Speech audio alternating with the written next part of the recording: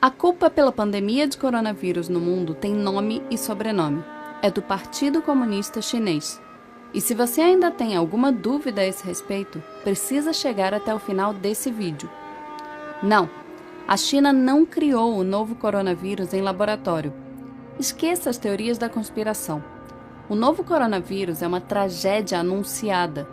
E para entender exatamente como isso aconteceu, é preciso primeiro visualizar essa história em ordem cronológica, numa linha do tempo.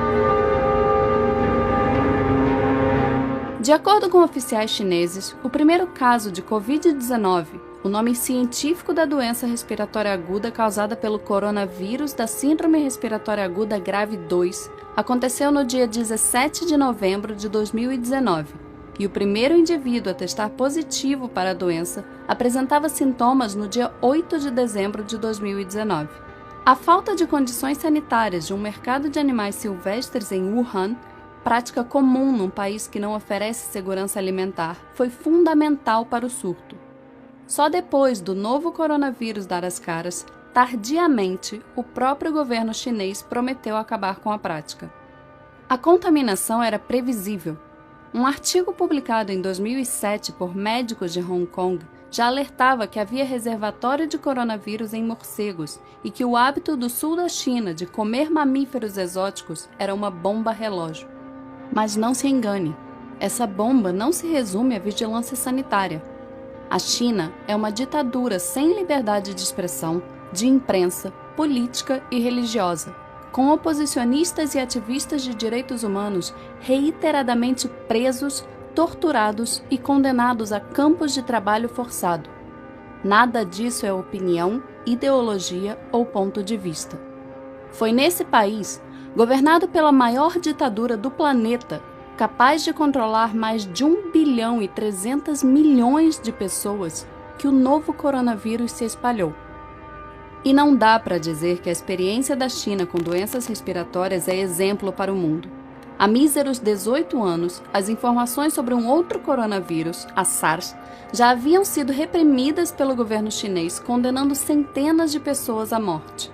Tardiamente, o próprio Partido Comunista admitiu os erros e demitiu o ministro da Saúde e o prefeito de Pequim. Disse que a história serviu como lição.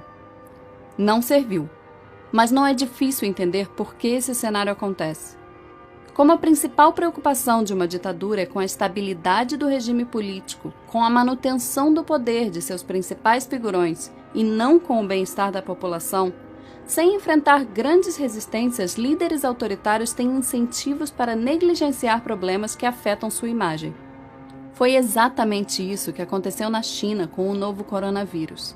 No dia 30 de dezembro de 2019, quando a Covid-19 adoeceu 7 pacientes em um hospital de Wuhan e um médico, Li Wenliang, tentou avisar outros médicos do problema, a polícia chinesa o obrigou a assinar uma declaração de que seu aviso constituía, abre aspas, comportamento ilegal.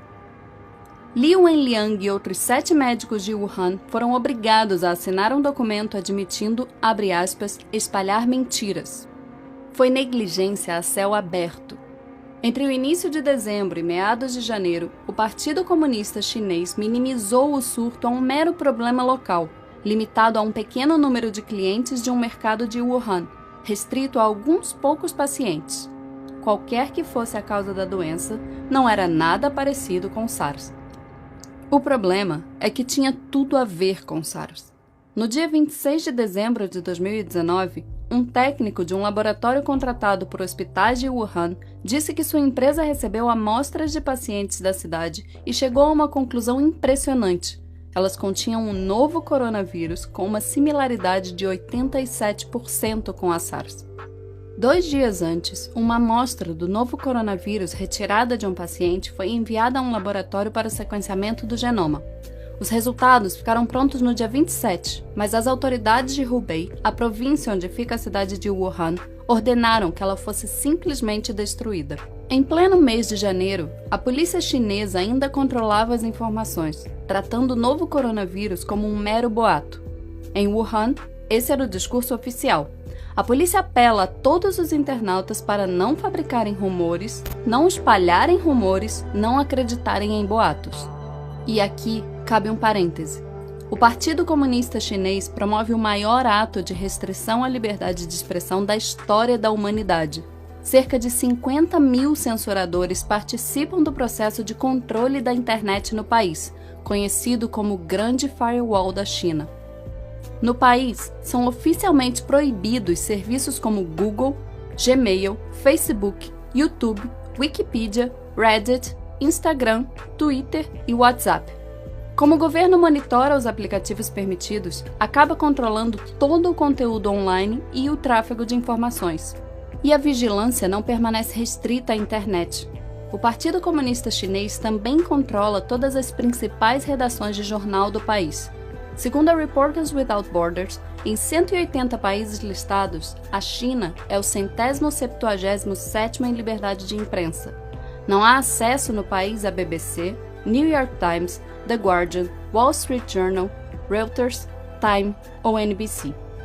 Controlando a internet e os veículos de imprensa, o Partido Comunista Chinês não teve qualquer dificuldade em atrapalhar o fluxo de informações da população sobre o coronavírus, colaborando ativamente para que o surto se transformasse numa pandemia.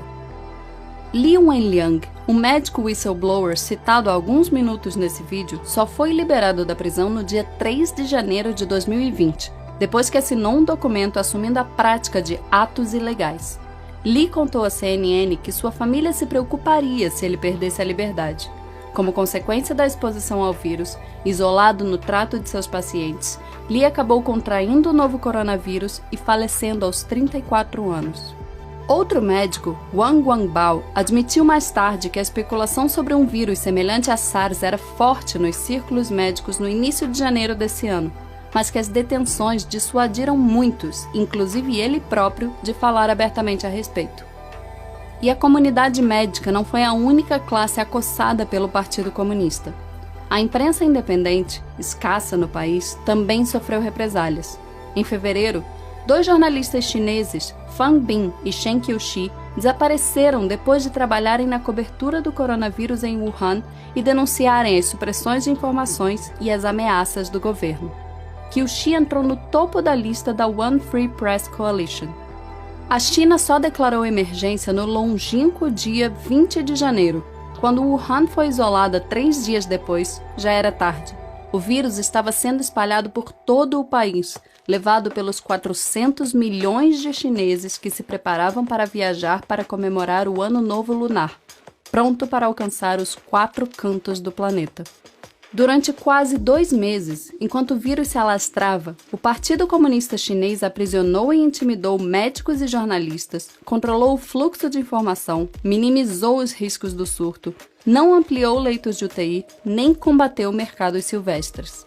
Xi Jinping, o presidente da China, secretário-geral do Partido Comunista Chinês, comentou publicamente pela primeira vez sobre o novo coronavírus apenas no dia 20 de janeiro, mas já no dia 7, quase 2 semanas antes, durante uma reunião do partido, ele admitiu num discurso interno conhecimento do, abre aspas, novo coronavírus. Nesses 13 dias, enquanto negava o surto, o Partido Comunista Chinês organizou 2 grandes reuniões em Hubei e reuniu mais de 40 mil famílias num banquete em massa em Wuhan, na tentativa de bater um recorde mundial. Xi Jinping poderia ter evitado a pandemia. Apenas no dia 4 de fevereiro, assim como no episódio com a SARS em 2002, o Partido Comunista admitiu suas falhas, deficiências e dificuldades na resposta à epidemia e prometeu, abre aspas, melhorar nossas habilidades em lidar com tarefas urgentes e perigosas. Mas mesmo 2 meses depois do surto começar, depois da Organização Mundial de Saúde pedir repetidamente às autoridades chinesas dados sobre as condições clínicas dos médicos e enfermeiros de Wuhan, o governo chinês ainda tinha dificuldade em ser transparente com a comunidade internacional.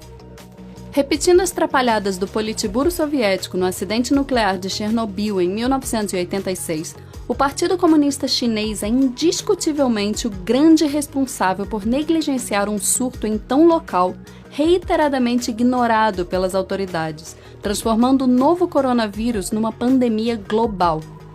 Reprisando os erros da SARS em 2002, a ditadura chinesa deixou o mundo novamente à mercê de seus caprichos, pagando por suas irresponsabilidades, sem nenhuma garantia de que tenha condições de combater exemplarmente novos surtos nos próximos anos, capazes de dizimar populações inteiras.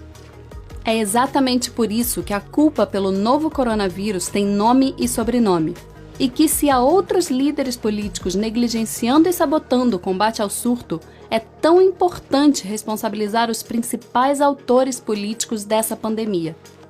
Ela nasceu no coração do Partido Comunista Chinês. Inúmeras pessoas inocentes morrerão nas próximas semanas graças à ineficiência de uma ditadura. Outras tantas podem sucumbir nas próximas décadas, repetindo os estragos gerados pela SARS e o novo coronavírus, caso a humanidade continue cruzando os braços com os descasos da maior ditadura do planeta. A história será implacável.